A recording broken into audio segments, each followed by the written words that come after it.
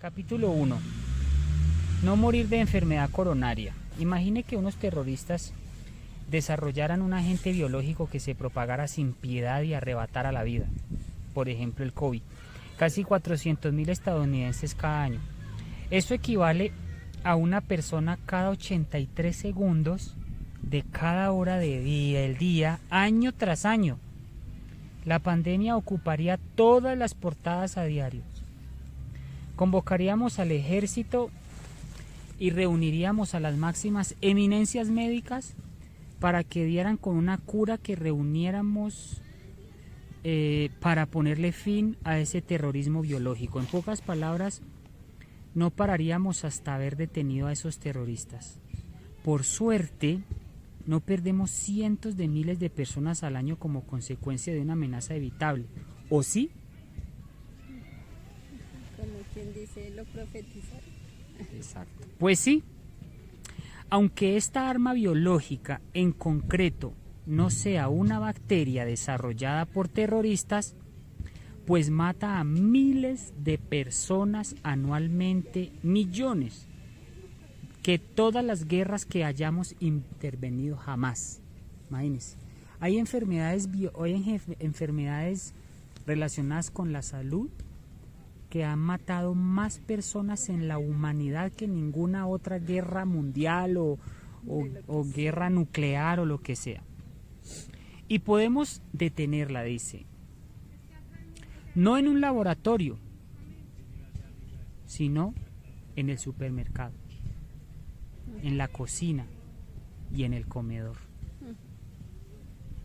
En lo que respecta a armamento, no necesitamos tampoco ni vacunas ni antibióticos. Solo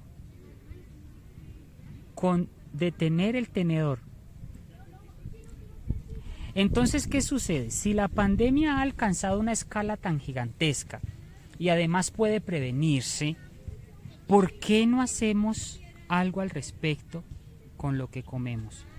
La pandemia de la que hablo no es el coronavirus, es la enfermedad coronaria. Y afecta a casi a todas las personas que siguen dietas occidentales estándares. La primera causa de muerte. La primera causa de muerte en los países industrializados es un terrorista de otro tipo. Los depósitos de grasa en las paredes de las arterias a las que llamamos placas arterioscleróticas.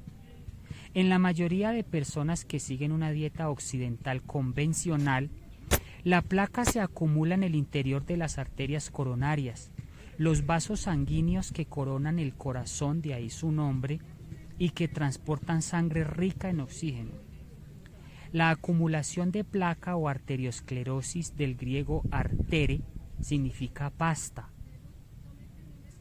y sclerosis significa endurecimiento. Es decir, es el endurecimiento de las arterias como consecuencia de las bolsas de basura ricas en colesterol que se acumulan en las paredes internas de los vasos sanguíneos. Se trata de un proceso que dura décadas. Imagínense, eso no es de un día para otro. Y que poco a poco va ganando terreno en el interior de las arterias y estrecha poco a poco el caudal por el que puede fluir la sangre libremente. La reducción del flujo de sangre al músculo cardíaco puede provocar dolor y presión en el pecho. Claro, es que no está llegando suficiente fluido sanguíneo a los órganos. Y ahí es lo que conocemos como angina de pecho, cuando se hace algún esfuerzo. Si la placa se rompe, en el interior de la arteria puede aparecer un coágulo de sangre. El bloqueo repentino del flujo sanguíneo puede provocar un infarto de miocardio y dañar, incluso matar una parte del corazón.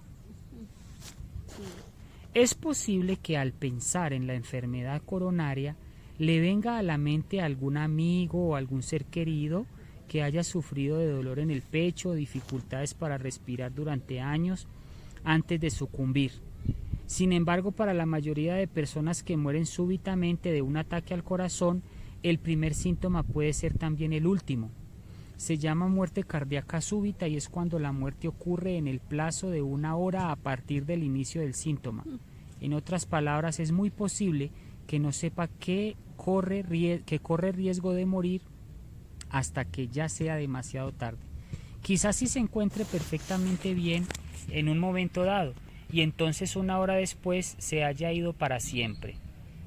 Por eso es crucial prevenir la enfermedad coronaria antes de ni siquiera saber si se padece o no. Mis pacientes solían preguntarme, ¿pero la enfermedad coronaria no es una consecuencia de hacerse viejo? Entiendo que este error se haya generalizado tanto. Al fin y al cabo, el corazón late.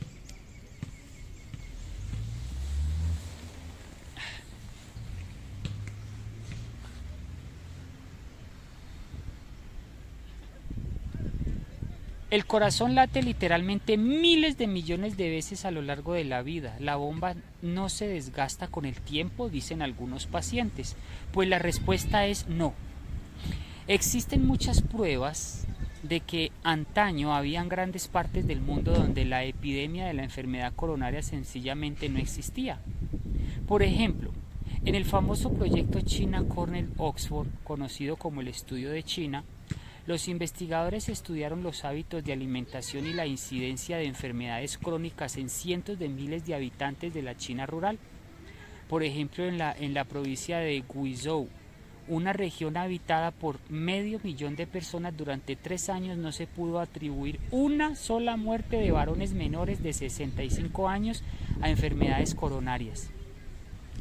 Durante la década de los 30 y de los 40, médicos formados en Occidente que trabajaban en una amplia red de hospitales de misioneros en África subsahariana se dieron cuenta de que muchas de las enfermedades crónicas que asolaban a las poblaciones del llamado mundo desarrollado apenas hacían acto de presencia en el continente africano. En Uganda, un país con millones de habitantes en África Oriental, se descubrió la enfermedad coronaria como prácticamente inexistente, pues claro, al ser países pobres, pues no tienen la suculencia o la opulencia de comer esos alimentos industrializados. claro, entonces al tener una vida tan baja en todo sentido, tan pobre, pues al fin y al cabo le está haciendo un favor al cuerpo.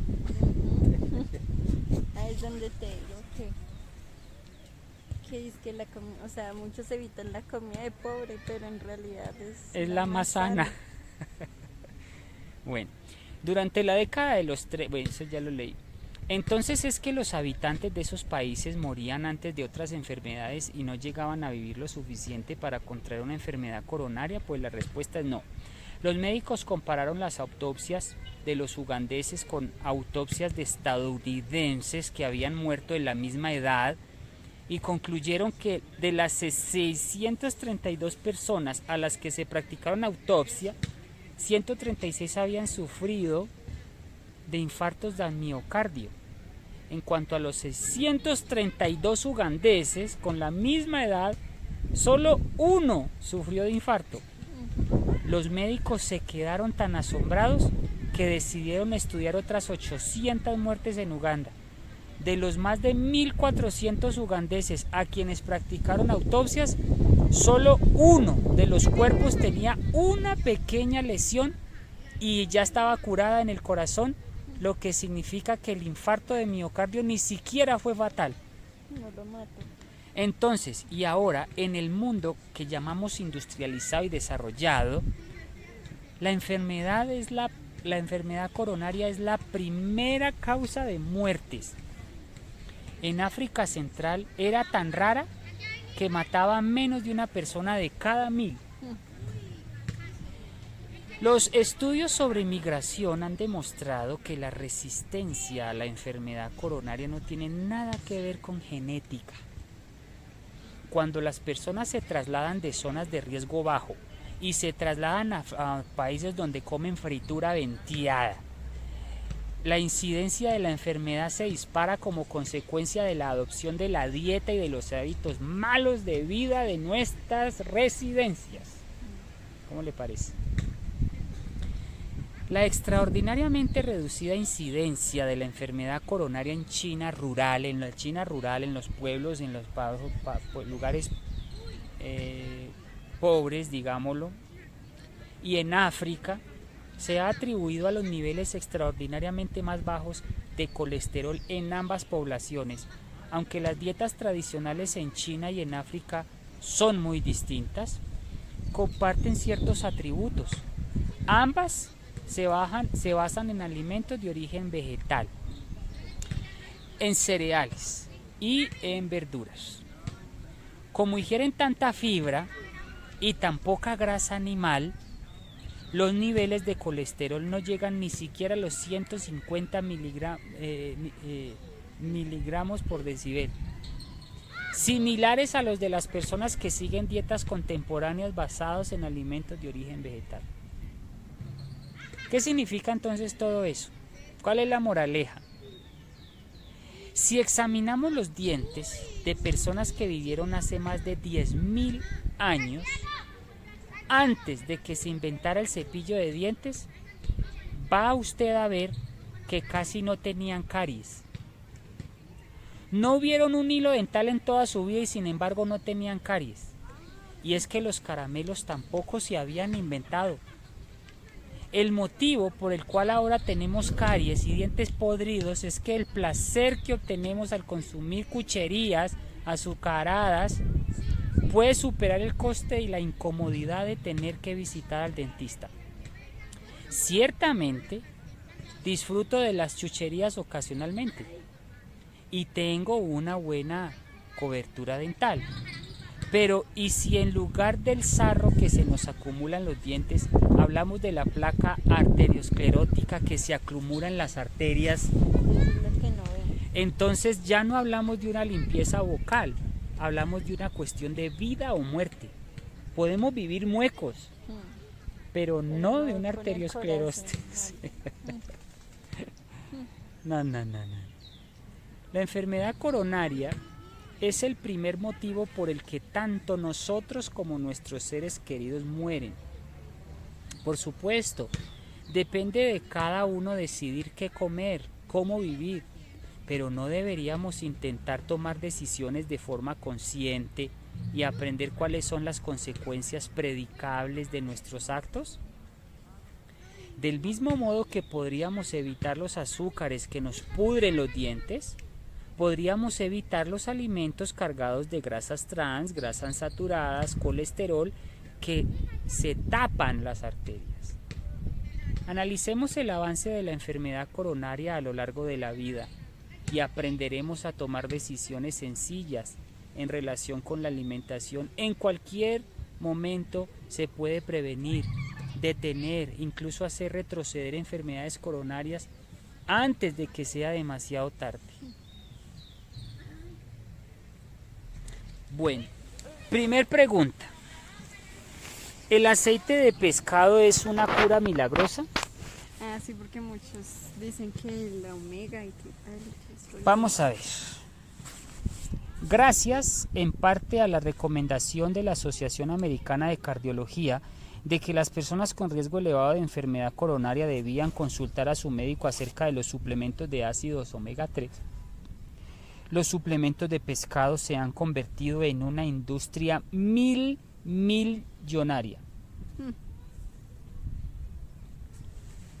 Ahora consumimos más de 100.000 toneladas de pescado al año. A la larga es otro negocio más. Sin embargo, ¿qué dice la ciencia? Los supuestos beneficios del suplemento de aceite de pescado para la prevención y el tratamiento de la enfermedad coronaria son tan solo una patraña más. El Journal of American Medical Association publicó una revisión sistemática y un metaanálisis que estudió todos los mejores ensayos clínicos aleatorizados que evaluaban los efectos del ácido de omega 3 sobre la esperanza de vida, la muerte cardíaca, la muerte súbita, los infartos al miocardio, el ictus. Incluían estudios no solo sobre los suplementos de aceite de pescado, sino también estudios sobre los efectos del aconsejar que se aumentara el consumo de pescado. ¿A qué conclusión llegaron con todos estos estudios? Pues en general los investigadores no encontraron ningún efecto protector para la mortalidad en general, la mortalidad por la enfermedad coronaria, muerte súbita cardíaca, infarto cardíaco al miocardio o el ictus, nada. Y en el caso de alguien que ya hubiera sufrido un infarto de miocardio e intentara prevenir un segundo, tampoco se halló beneficio alguno. Entonces, ¿de dónde salió la idea milmillonaria de que los ácidos grasos de omega 3 y del pescado y los suplementos de pescado eran tan buenos para la salud? Aunque se creía que los esquimales estaban protegidos de enfermedad coronaria, al final parece que se trataba de un mito.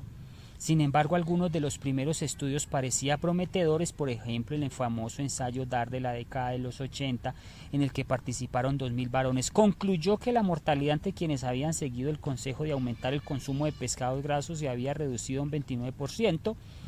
Es impresionante, por lo que no es de extrañar que el estudio recibiera tanta atención. Sin embargo, parece que todo el mundo se olvidó de la escuela, el ensayo DAR 2, que llegó a la conclusión opuesta. El ensayo DAR 2 estuvo dirigido por el mismo equipo de investigadores e incluyó una población mayor, 3.000 varones, pero esta vez los participantes a quien se aconsejó que consumieran más pescado graso y especialmente los que habían recibido suplementos de aceite de pescado presentaron un riesgo mayor de muerte cardíaca. Tras analizar ambos estudios, los investigadores concluyeron que ya no hay justificación para usar ácidos grasos de omega 3 en la práctica clínica actual. ¿Qué debían hacer los médicos cuando los pacientes siguieran el consejo de la Asociación Americana de Cardiología y les preguntaran acerca de los suplementos de aceite de pescado? Tal y como dijo el director de lípidos y metabolismo del Instituto Cardiovascular del Hospital del Monte Sinaí, abro comillas, dado este y otros metaanálisis negativos, nuestro trabajo en tanto que médicos debería ser desaconsejar a nuestros pacientes los tan publicados suplementos de aceite de pescado.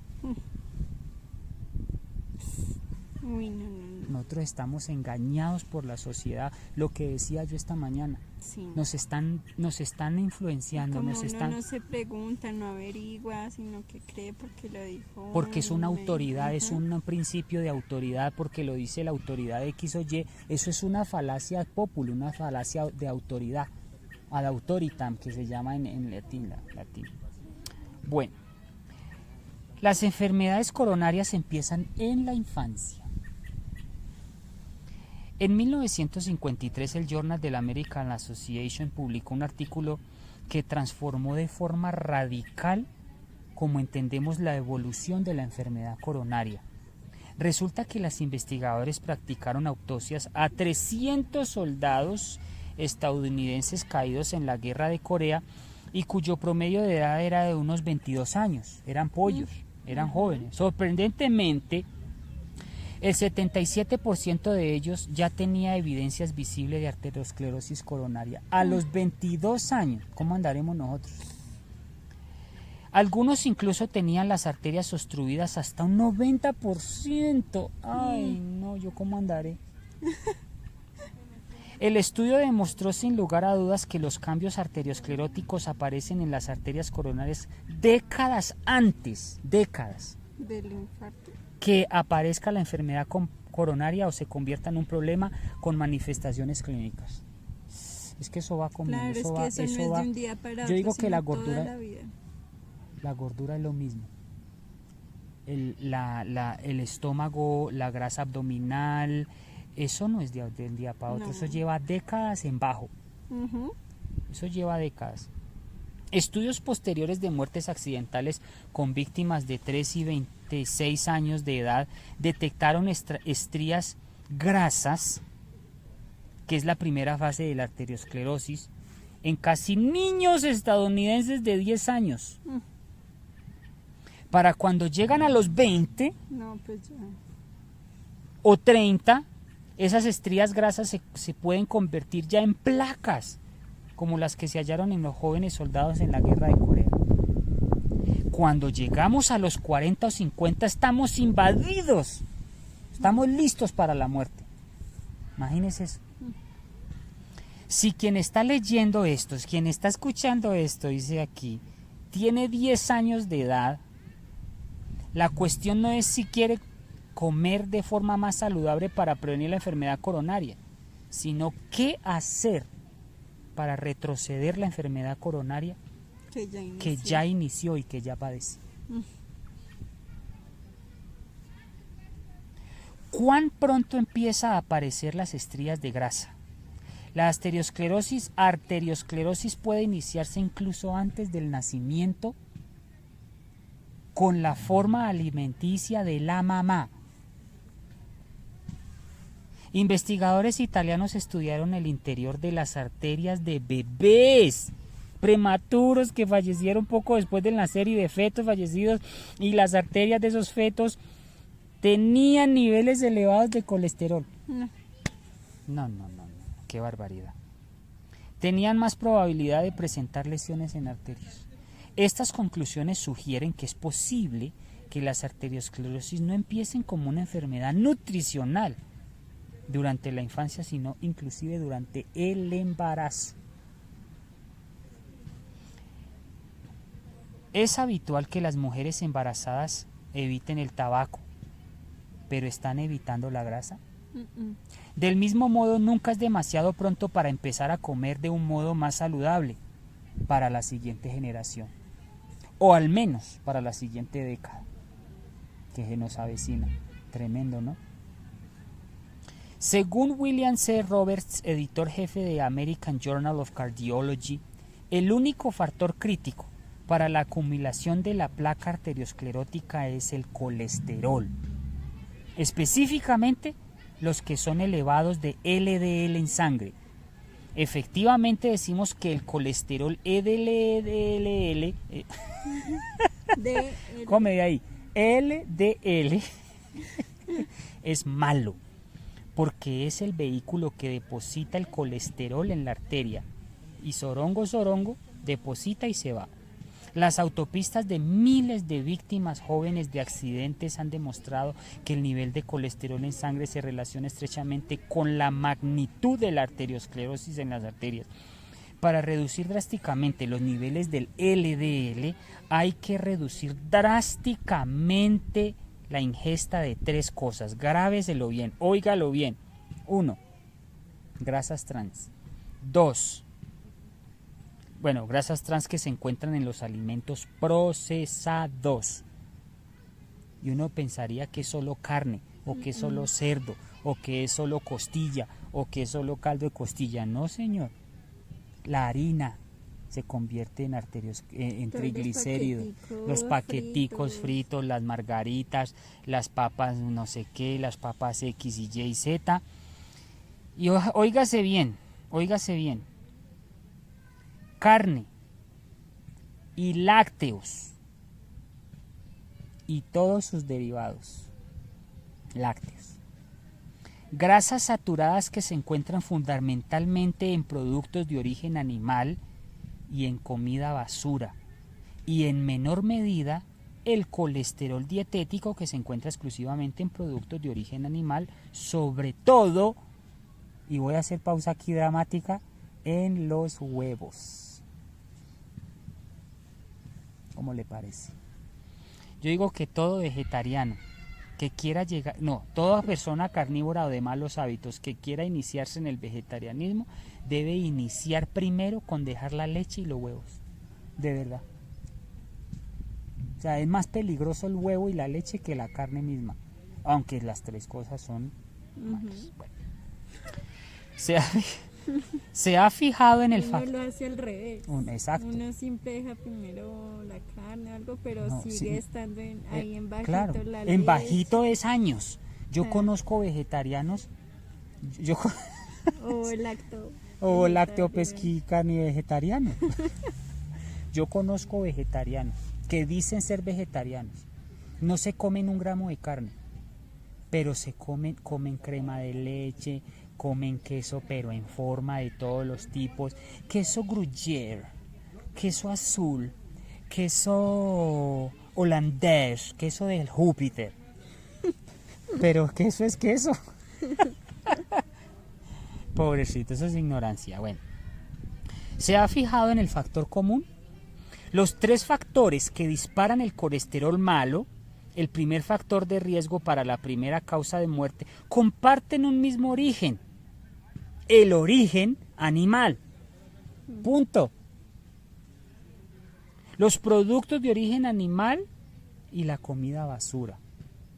Probablemente esto explique por qué las poblaciones pobres como las del sur profundo de China y las del África más pobre tienen los niveles más bajos de colesterol, porque no tienen para comprarse un paquete de papas ni para comprarse una comida instantánea, ni para comer comida que ya viene lista para calentar en microondas, o una libra de carne magra.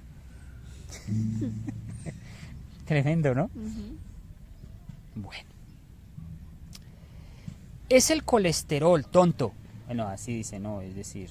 El libro. Sí. Es el colesterol, tonto. Solo hace 30 años que el Dr. Roberts es el director jefe del American Journal of Cardiology. Además es el director ejecutivo del Instituto de Cardiovascular. ¿Cómo dio mi inglés ahí? Qué mal inglés. Y ha escrito más de 1000 publicaciones científicas y más de docenas de libros de textos de cardiología. Lo felicitamos bien por él. Sabe muy bien lo que se dice. En su editorial It's the Cholesterol 7, el Dr. Roberts afirmaba: como he mencionado antes, que solo hay un verdadero factor de riesgo para la enfermedad coronaria, el colesterol. Afirma que uno puede ser sedentario, fumador, diabético y obeso, y aún así no desarrollar arteriosclerosis siempre que el nivel de colesterol esté bajo. Probablemente el nivel óptimo de colesterol LDL esté en los 50 mg/dl y los 70. Y al parecer, cuanto más bajo sea, mejor. Ahí es donde empezamos a nacer.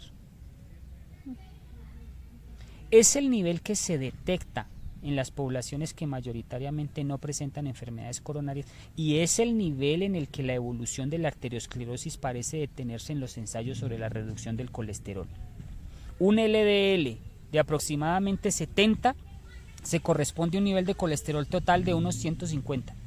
Un nivel por debajo del cual no se informó de muertes debidas a enfermedades coronarias en el famoso estudio de corazón de Framingham, un proyecto a lo largo de generaciones cuyo objetivo es identificar los factores de riesgo para la enfermedad coronaria. Por lo tanto, el objetivo de la población debería ser un nivel de colesterol total o inferior a 150. El Dr. Roberts escribió que si nos planteáramos este objetivo, prácticamente acabaríamos con la plaga que asola al occidente. Eso es una plaga, no es peor que una pandemia. Eso fue declarado epidemia. Imagínese. Y la gente asustada por el COVID, que mató a no sé cuántos cientos, pero el colesterol ha matado a millones. Dice aquí que no se compara con las muertes de Vietnam, ni con las muertes de la Primera y Segunda Guerra Mundial. Y como a eso sí no le hacemos bombos y platillos. ¿Usted cuándo ha visto propagandas que digan, baje el colesterol, este alimento es malo? Nada. Porque eso es una mega empresa, un negocio que realmente está lucrando a millones en las empresas, y todo es por plata. A nadie le interesa la salud de nadie, la vida de nadie. El nivel promedio bueno, eso ya lo leí. El nivel promedio, si un análisis de sangre reflejara el colesterol total de 200, es muy probable que el médico le asegure que se trata de unos niveles normales. Sin embargo, en una sociedad donde lo normal es morir de enfermedades coronarias, pues el médico le va a decir, estás bien, y te da una palmadita y vete a tu casa. No te confíes del veredicto médico. Es probable que tengas colesterol y que aún sigas siendo normal, y en 10 años ya no estés en este planeta para contarlo. Claro, es que uno no se proyecta a largo tiempo. Y uno se confía mucho en la falacia y en la falacia de autoridad del médico que dice, tranquilo, estás muy bien, vete a tu casa. Bueno, Para estar a prueba de infartos, necesita que su nivel de colesterol LDL esté no por debajo de 200, sino de 70. El doctor Roberts señaló que solo hay dos maneras en que nuestra población pueda conseguirlo: o bien hacer que cientos de millones de personas se mediquen de por vida, o bien recomendar que sigan dietas basadas en alimentos sencillos, integrales, de origen vegetal. Eso es todo. ¿Mm? Por lo tanto, tienes dos opciones: o medicarse o alimentarse sanamente. La mayoría de sistemas de asistencia sanitaria cubren estaninas, así que ¿por qué cambiar la dieta si ya tenemos carvedilol, la atorvastatina? Hay personas que, por ejemplo, sufren o ya les tienen medicamento para bajarles el colesterol Y se confían. y se comen algo así bien, dicen, no, es que yo más tarde me tomo la pastica. que eso me limpia todo. Qué tristeza. Por desgracia, y tal como hemos estado viendo, estos medicamentos no funcionan tan bien como solemos pensar, y además pueden tener efectos secundarios adversos. ¿Le apetece unas papas fritas para acompañar ese bistec? Ok. Lipitor es una estanina que reduce el colesterol. Se ha convertido en el fármaco favorito de los viejitos, con unas ventas mundiales que superan los 140.000 millones de dólares. Este tipo de medicamentos generó tanto entusiasmo en la comunidad médica que se dice que en Estados Unidos algunas autoridades médicas definieron que se añadieran a la red pública de agua potable, como ya se hace con el flúor. ¿Ah? O sea que los médicos están creando pastillas en un laboratorio es para crear dinero y para crear una necesidad en la población. Y no me importa tu salud, tómate la pastilla para enriquecerme a mí y a mi empresa. Una revista de cardiología incluso dijo, en broma, que los restaurantes de comida rápida deberían ofrecer la mega hamburguesa y la atorvastatina. Buenísimo. Sí.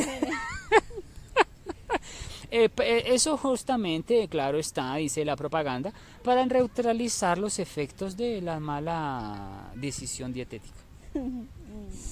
Tremendo. Eso se llama cinismo.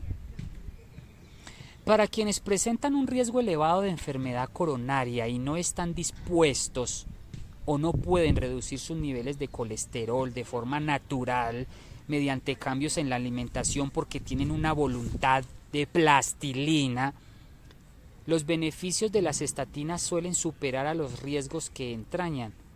Sin embargo, pueden tener efectos secundarios, por ejemplo, causar daños en el hígado y en los músculos. El motivo por el que algunos médicos prescriben análisis de sangre regulares en pacientes que toman demasiado estos medicamentos es que quieren controlar la toxicidad hepática. Los análisis de sangre también permiten detectar la presencia de productos consecuencia de la descomposición muscular. Sin embargo, las biopsias revelan que los pacientes que toman estatinas, como la atorvastatina y todas esas pasticas para el colesterol y tal, pueden presentar daños musculares aunque los análisis de sangre sean normales y no tengan síntomas como dolor o debilidad muscular. La reducción en la fuerza y la eficiencia muscular que a veces se asocia a estos fármacos quizás suponga un problema para personas jóvenes, pero en el caso de los ancianos implica un aumento de riesgo que es de caídas y lesiones porque sus músculos están débiles. Claro. Imagínense. Por eso es que los viejitos tienen tanta debilidad y pues se caen tanto. Y claro, una cosa lleva a otra. Al estar tan débiles, pues se caen, se fracturan, tienen una lesión, una operación un Sí, yeso hasta que- tal, y eso pues le beneficia a la larga al médico. Más recientemente se han planteado otras preocupaciones. Por ejemplo, en el 2012, la Food and Drug Administration estadounidense anunció la obligación de incluir en el etiquetado de las estaninas una advertencia a médicos y pacientes sobre la posibilidad de efectos secundarios neurológicos como pérdida de memoria o confusión. ¿Cómo la ve? Esas pasticas. Y parece que las estatinas podrían aumentar también el riesgo de sufrir diabetes. Imagínate. En el 2013, un estudio sobre varios miles de pacientes de cáncer de mama concluyó que el uso a largo plazo de estatinas, como la atorvastatina, etcétera, podría duplicar el riesgo de cáncer de mama invasivo en las mujeres. En el caso de las mujeres, la primera causa de muertes es la enfermedad coronaria, no el cáncer, por lo que es posible que los beneficios de las estatinas superen a los riesgos. Pero ¿por qué asumir riesgo alguno si podemos reducir el colesterol de forma natural? Sí. Se ha demostrado que las dietas basadas en productos de origen vegetal son tan eficaces a la hora de reducir el colesterol como una estatina o una pastica de atorvastatina de primera efectos elección, secundarios. pero sin riesgos asociados a los fármacos. De hecho, los efectos secundarios de una alimentación saludable tienden a ser positivos: menor riesgo de cáncer y de diabetes, protección en el hígado, protección al cerebro, tal y como veremos más adelante. Las enfermedades coronarias, la buena noticia, según este doctor, es que la enfermedad coronaria es reversible. Hemos dicho que nunca es demasiado pronto para empezar a comer de forma saludable, pero ¿podemos llegar demasiado tarde? Yo creo que sí. Los pioneros de la medicina del estilo de vida como Nathan Pritikin, Dean Ornish y Caldwell Esselstyn empezaron a tratar a pacientes que ya presentaban enfermedades coronarias avanzadas y les iniciaron en el tipo de dietas basadas en productos estrictos de origen vegetal como las que siguen las poblaciones asiáticas, y los africanos que no sufren de azotes de esta enfermedad esperaban que si seguían una dieta lo suficientemente saludable podrían detener el avance de la enfermedad. Sin embargo, sucedió algo milagroso. La enfermedad coronaria de estos pacientes empezó a retroceder. Los pacientes mejoraron. En cuanto dejaron de ingerir alimentos que les obstruían las arterias, sus organismos fueron capaces de empezar a disolver partes de esas placas acumuladas. Las arterias se abrieron sin necesidad de fármacos ni de cirugías, inclusive en algunos pacientes con enfermedades coronarias severas en las arterias. Esto sigue que sus organismos habían querido curarse desde el principio, pero que hasta ese momento no se les había dado la oportunidad para intentarlo. Y en este momento de la vida, ¿estamos a tiempo para intentarlo? Claro. Permítame que comparta con usted lo que se conoce como el secreto mejor guardado de la medicina. Dadas las condiciones adecuadas, el cuerpo se cura a sí mismo. Si se da un buen golpe en una espinilla con el canto de la mesa del centro, por supuesto, gritará, se inflamará, amortazará, se dolerá, pero se curará de forma natural si da un paso atrás y deja que el organismo haga lo suyo. Por el contrario, y si se diera un golpe en el mismo sitio 3 veces al día, por 10 años, por 20, por 30, ¿cree usted que el cuerpo sanaría? No se curaría jamás. Lo mismo pasa con los hábitos alimenticios. Tremendo, ¿ah? Tremendo, tremendo. Claro, se tiene que dejar de golpear para que vuelva otra vez el cuerpo a restaurar, El cuerpo está gritando por una salida, por un descanso. Pero nosotros estamos pegándonos en la canilla día tras día, año tras año, década tras década. No, nuestro cuerpo es muy fino.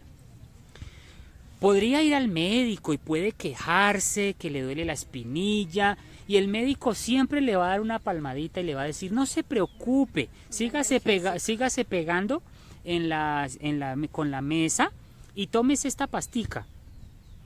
Y le recetaría un antiinflamatorio, un analgésico, entonces volvería a casa y usted sigue golpeándose la espinilla 3 veces al día por 10 años, pero gracias a los analgésicos se encuentra mucho mejor.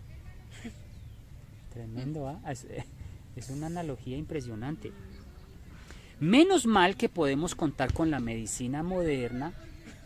Esto es la preventiva. Esto es precisamente lo que sucede cuando tomamos nitroglicerina para la angina del pecho, atorvastatina para las antiinflamatorios y tal. La medicina puede aliviarnos sobremanera, sí, pero no hace nada para corregir la causa subyacente. Para curarla de raíz. Su cuerpo quiere curarse, solo si usted lo desea. Pero si sigue golpeándose 3 veces al día, interrumpe el proceso de curación. Pensemos en el tabaco y el riesgo de cáncer de pulmón.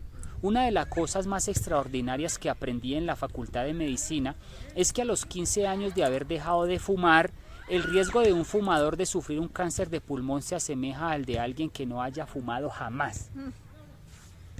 Los pulmones pueden eliminar la suciedad que los bloquea y al final es como si uno no hubiera fumado nunca. Claro, es que Nuestro están cuerpo es hechos maravilloso. para eso, pero uno los contamina. Su cuerpo quiere estar sano.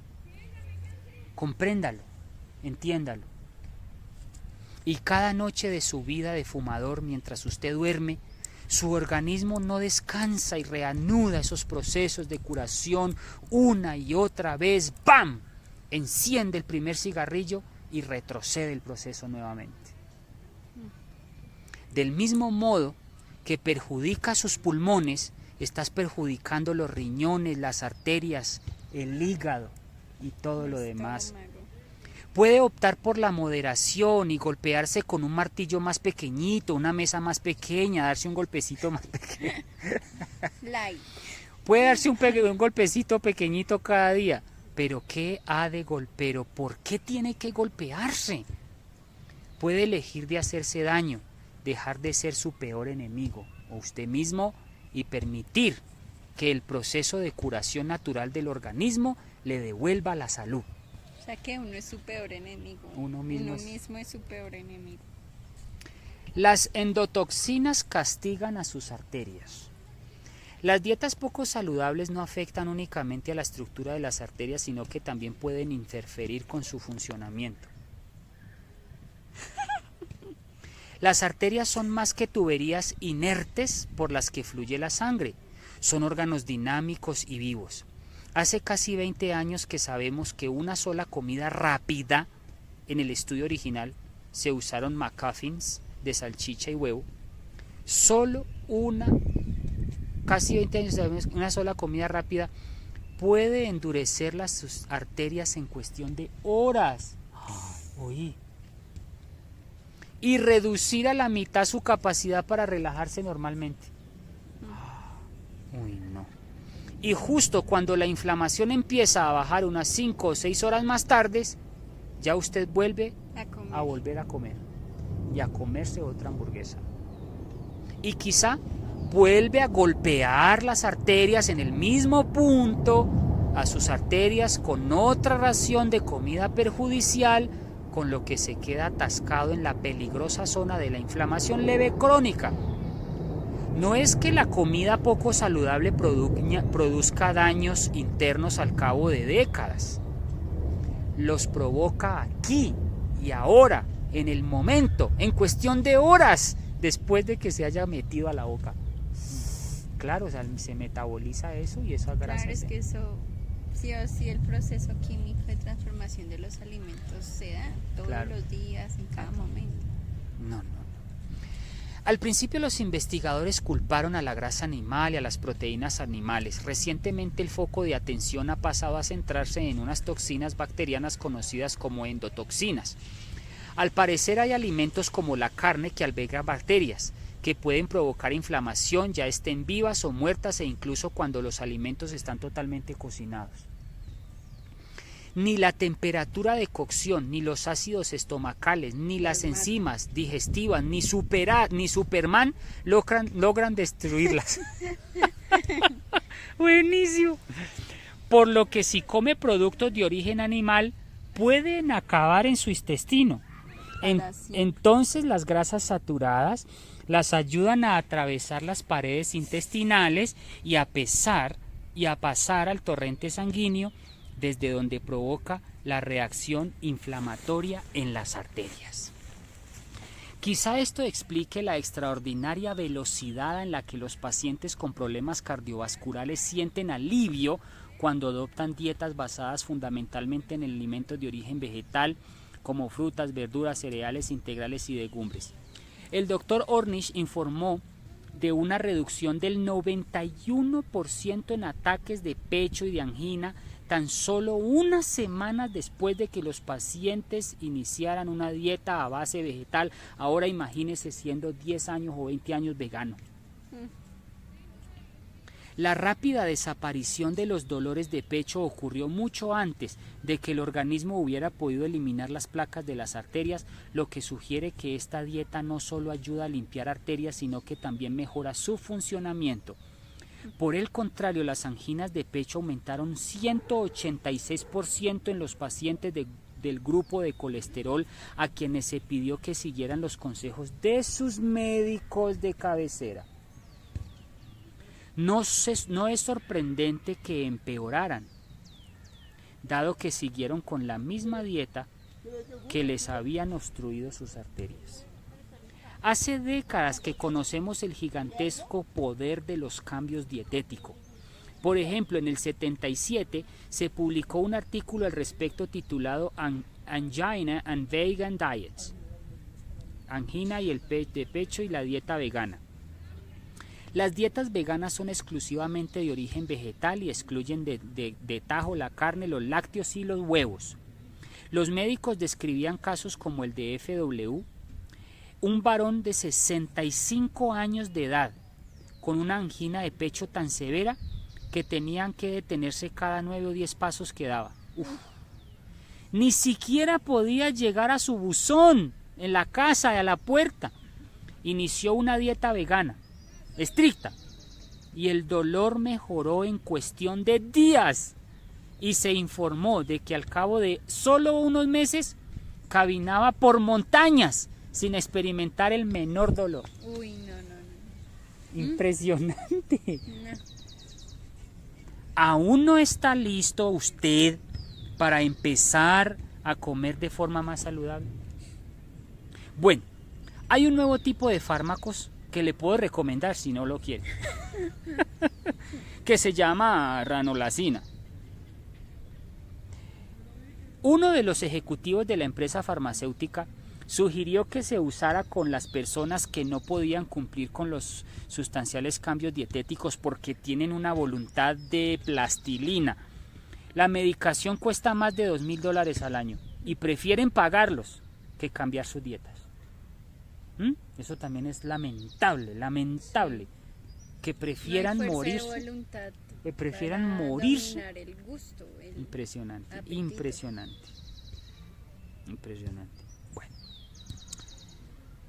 Nueces del Brasil para controlar el colesterol, ¿bueno, malo, falso o verdadero? Vamos a ver. ¿Puede una única ración de nueces del Brasil reducir los niveles de colesterol más rápidamente que las estatinas, como la atorvastatina, y mantener esa reducción hasta un mes después de su ración única? Impresionante, una sola ración de nueces de Brasil tiene efectos hasta un mes. Es uno de los hallazgos más increíbles que la ciencia no haya encontrado jamás. Investigadores brasileños dieron a 10 hombres y mujeres una única comida que contenía entre 1 y 8 nueces. 8 nuecesitas. Sorprendentemente, en comparación con el grupo de control que no ingirió nueces, mejoró casi inmediatamente los niveles de colesterol. El nivel de colesterol LDL se redujo en unos asombrosos 20 puntos hacia abajo, tan solo 9 horas después de haber ingerido nueces.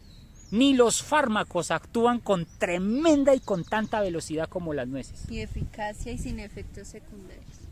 Esto es un ejemplo de las nueces, pero tenemos los marañones, tenemos el maní, tenemos la almendra. Es una maravilla. Las olivas. No, esto es lo que Dios no se equivoca. Es que si Dios es el que nos hizo, que es el científico, el que, ¿no? El que nos creó, como Él sabe lo que necesitamos químicamente. Bueno, increíble, ¿no? Y esto es lo verdaderamente increíble. La cosa no termina aquí. Los investigadores volvieron a medir los niveles de colesterol de los participantes 30 días después. Incluso un mes después de haberse ingerido solo una porción de nueces, los niveles de colesterol mantenían en descenso. ¿Cómo la ve pues? Eso es increíble. Normalmente, cuando en la literatura médica aparece un estudio que proclama resultados demasiado buenos para ser verdad, como en este caso, los médicos ocultan esa información. Plata. Para que la gente no sepa. Qué tristeza, hombre, qué tristeza. Y además de eso, los médicos esperan a ver que el estudio se replique y obtenga los mismos resultados antes de cambiar su práctica médica y empezar a recomendar algo nuevo a sus pacientes. Sobre todo cuando la muestra del estudio solo es 10 pacientes y aún más cuando las conclusiones resultan inverosímiles. Sin embargo, cuando la intervención es barata, sencilla e inofensiva y saludable, creo que la carga de la prueba se invierte. Creo que la postura razonable por defecto es hacer hasta que se demuestre lo contrario. Como quien dice, ellos tratan de desmentir y de pero dice aquí, hasta que se demuestre lo contrario, sigamos consumiendo nueces del Brasil. Claro. Sin embargo, más no es mejor. Las nueces del Brasil son muy ricas en selenio e ingerir 4 al día podría hacer que superara el límite diario tolerable de este mineral. Sin embargo, no debe preocuparse por eso si se limita a 4 al mes. O sea, tampoco comer muchas nueces del Brasil. En exceso porque ya se bajan mucho. Dice aquí 4 porciones al mes de las nueces del Brasil. Claro, porque si duran un mes, ¿usted para qué va a comer diario? El efecto. Tremendo, ¿no? Bueno. Seguir el rastro del dinero.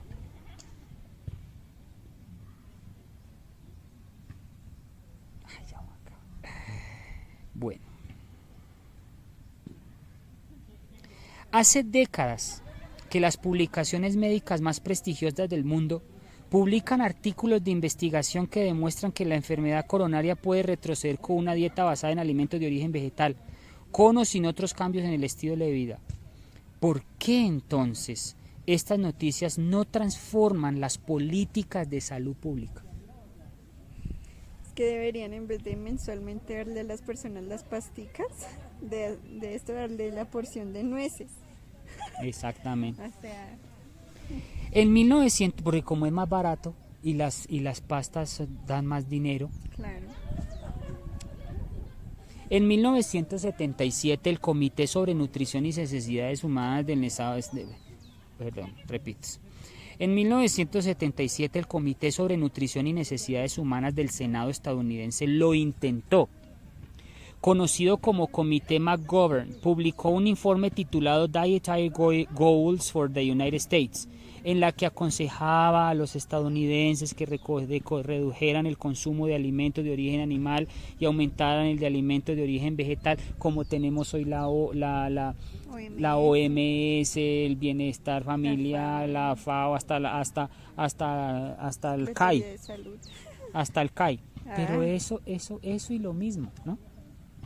Tal y como recuerda uno de los fundadores del Departamento de Nutrición de la Universidad de Harvard, los productores de carne, leche y huevos son tan poderosos que se enfadaron muchísimo y son capaces de mover toda la capital, el capital del mundo económicamente hablando. En una manera muy suave de decirlo, para no complicar el asunto. ¿Cómo la ve?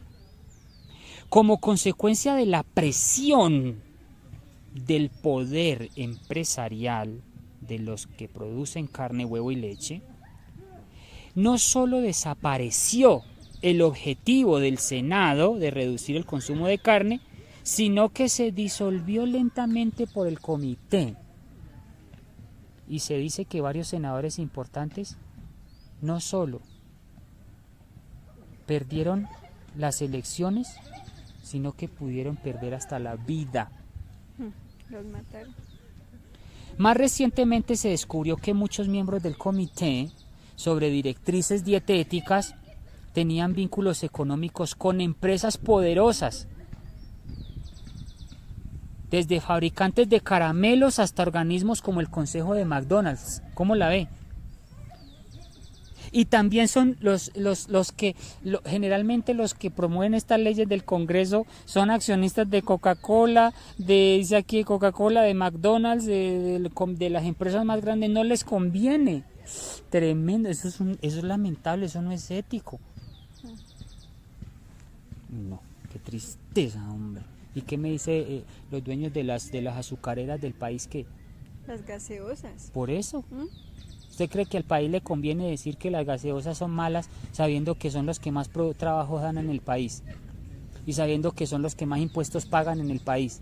¿Usted le conviene le conviene que al gobierno le diga que la empresa de la azucarera Manuelita es un veneno cuando en realidad es la que está produciendo, dando 4.000 empleos al año? Eso es triste. Y además de eso, que el congresista X o Y es accionista de Manuelita.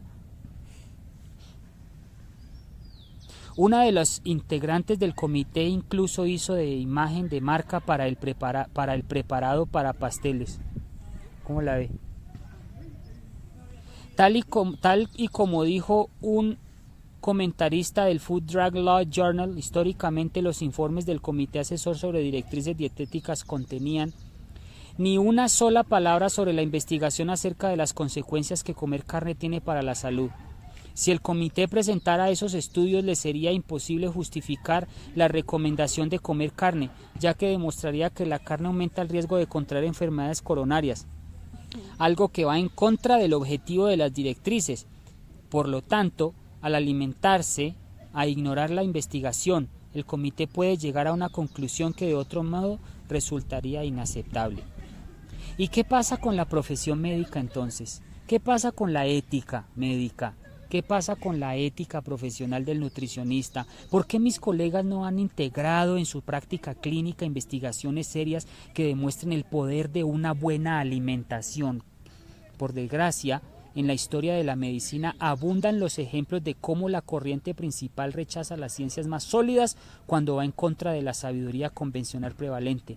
Incluso hay un nombre para ello, el efecto tomate. El Journal de American Association acuñó el término para aludir a que hubo un tiempo en que se creía que los tomates eran tóxicos y durante siglos dejaron de consumirse en Norteamérica a pesar de las abrumadoras evidencias de lo contrario, solo porque la American Association lo dijo.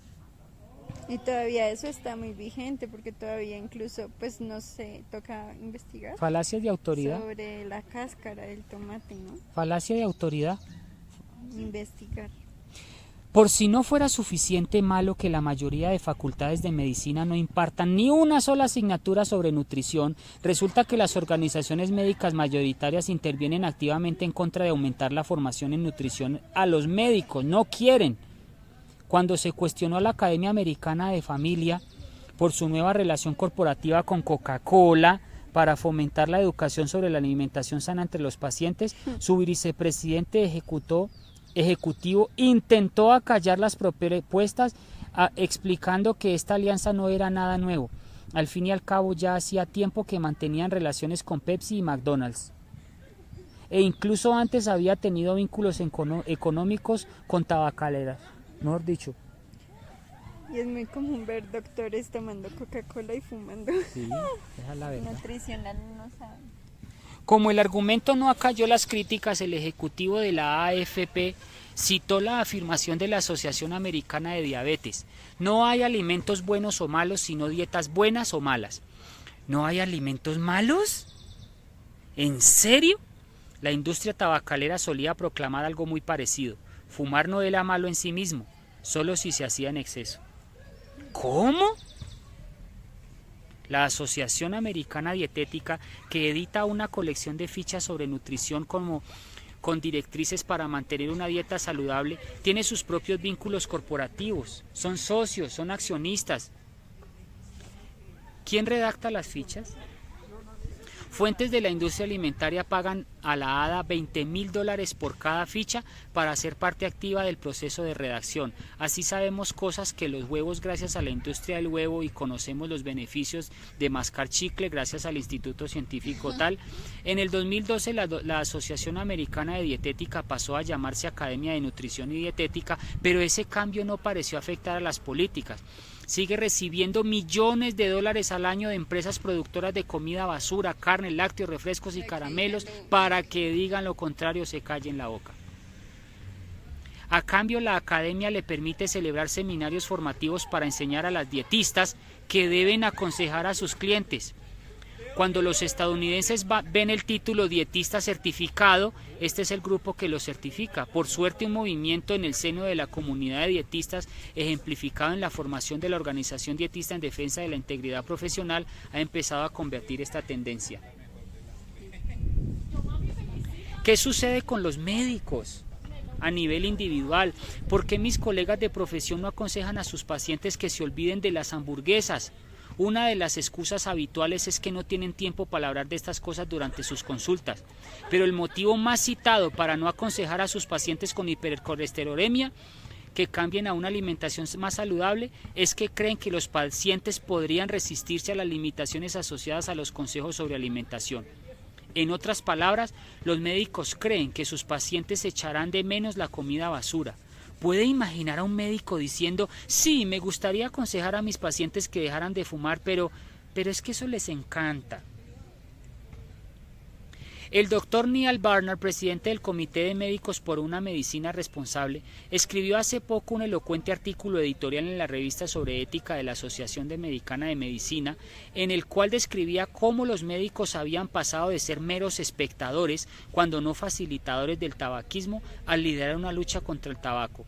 Se dieron cuenta de que sus consejos serían mucho más eficaces si los pacientes a quienes aconsejaban dejar de fumar ya no les veían manchas de nicotina en los dedos.